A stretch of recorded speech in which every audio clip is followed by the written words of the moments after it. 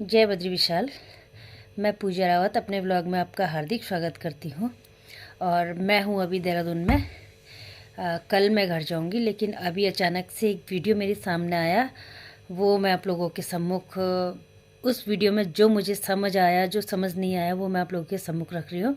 और I hope आप लोगों को ये पसंद आएगा। अगर पसंद आए तो भी कमेंट्स कीजिए, और ना पसंद आए तो भी कमेंट्स कीजिए। लेकिन जिनके नेगेटिव सोच है वो तो प्लीज़ मेरे वीडियो से दूर रहें। ये पहले भी बोला था और अब भी बोलती हूँ।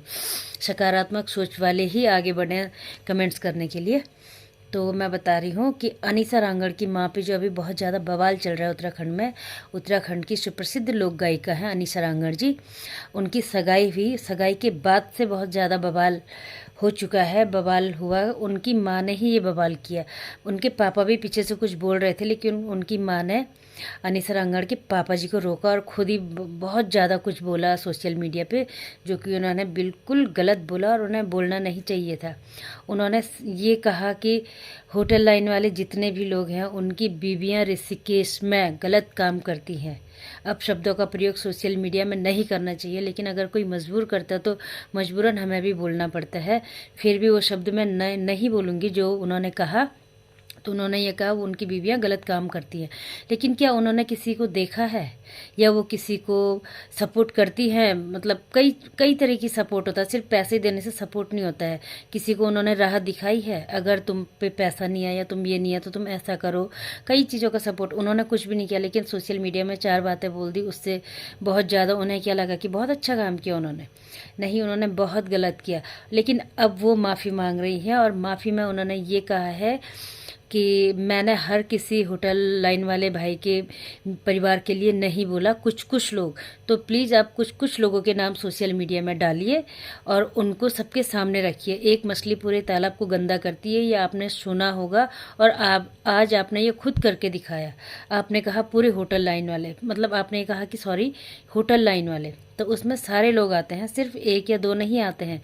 अगर आप जिनको टारगेट करना चाहती हैं प्लीज़ उनका नाम सोशल मीडिया के सामने रखिए, वरना आपके घर पे आज भी कुछ लेडीज़ गई थी, तो मुझे लगता है वो सारे वही भाइयों की बीवियां हैं, बहनें होंगी, माएँ होंगी, जिनको आपने टारगेट बनाया है। वैसे ये आपका हक नहीं है किसी को टारगेट बनाने का। तो वो आपके घर गई थी और वो कह रही हैं कि आप जब तक उनके पैरों में नाक नहीं रगड़ोगे, सर नहीं रखोगे, तब तक वो आपको माफ़ नहीं करेंगी।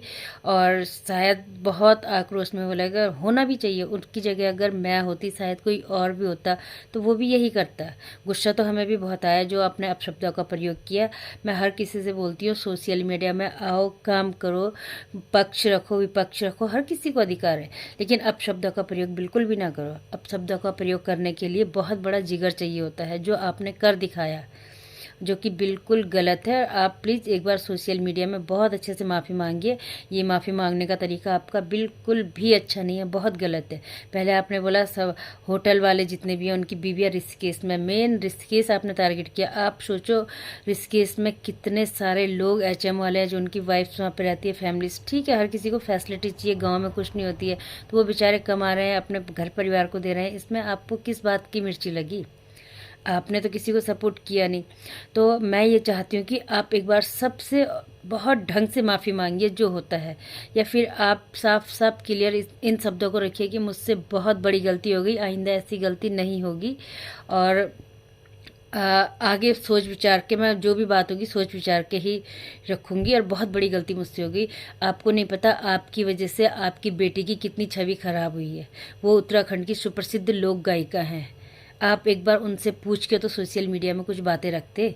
आपसे पहले आपकी बेटी सोशल मीडिया में, उनकी वजह से आप लोग उजागर हुए, आप लोग फेमस हुए हो, ना कि आपकी वजह से आपकी बेटी। बहुत बड़ी बात है, अगर बच्चे माँ बाप का नाम रोशन करते हैं तो ये आपको पहले सोचना चाहिए था कि हमारी बेटी का क्या होगा।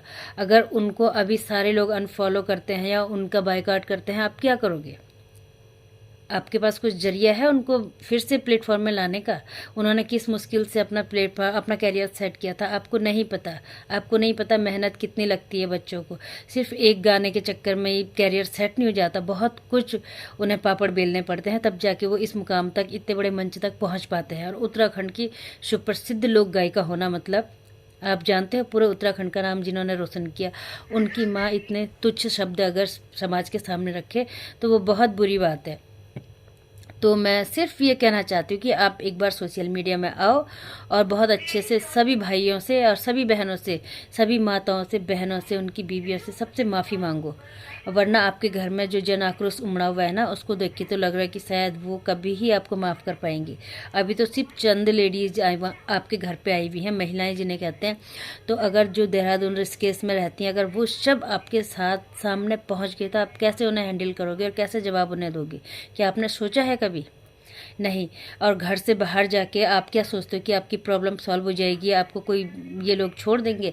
बिल्कुल नहीं, मुझे नहीं लगता। जब तक आप इनके सामने इनको फेस करना पड़ेगा आपको और माफ़ी मांगनी पड़ेगी।